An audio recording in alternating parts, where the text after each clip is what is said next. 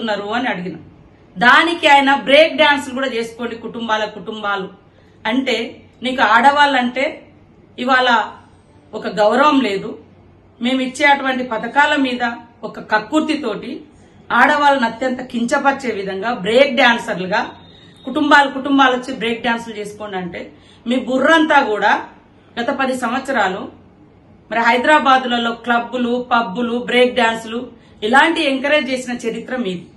కానీ నేను మహిళల్ని గౌరవించే వ్యక్తులుగా నేను గాని కాంగ్రెస్ పార్టీ గాని మా సీఎం గారు గాని మహిళలకు ఏ అవకాశం ఇచ్చినా వాళ్ళు ఆర్థికంగా ఎదగాలని, వాళ్ళు శ్రమ కోరుకునే వాళ్ళు, శ్రమ చేసే శ్రమజీవులు ఆడవాళ్ళు కాబట్టి వాళ్ళకున్న టైం తక్కువలో వాళ్ళకుండేటువంటి టైంలో ఏదున్నా కూడా టైం వేస్ట్ చేసుకోకుండా చేసుకుంటారు అని మాట్లాడి. అలా తప్పేముంది?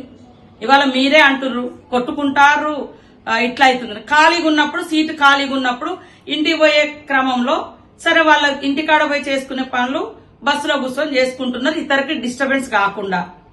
దాన్ని మాట్లాడితే మీరు బ్రేక్ డాన్సులతోటి ఆడవాళ్ళని పోల్చడం అంటే ఇంతకంటే దుర్మార్గం ఏమైనా ఉందా? ఒక్కసారి మహిళలు ఆలోచించాలి, మహిళా లోకం ఆలోచించాలి. ఏం మాట్లాడుతున్నారు కేటీఆర్ వాళ్ళ పార్టీ? ఉచిత బస్సు ప్రయాణం అంటే మీకు నచ్చదు, గృహజ్యోతి పథకం ద్వారా పేదవాళ్లకు మరి 200 యూనిట్ల కరెంట్ ఇస్తే నచ్చదు, గ్యాస్ సిలిండర్ 500కి ఇస్తే నచ్చదు, పేదోళ్లకు లబ్ధి చేసే ఏ పథకాలు నచ్చవు మీకు. గుట్టలకు పుట్టలకు 100,000 ఎకరాల ఫామ్ హౌజ్లకు 1,000 కోట్ల రూపాయలు ప్రజాధనాన్ని కట్టబెడితే మాత్రం రైతు బంధు పేరుతోటో ఇంకో పేరుతోటో కట్టబెడితే మీకు నచ్చింది.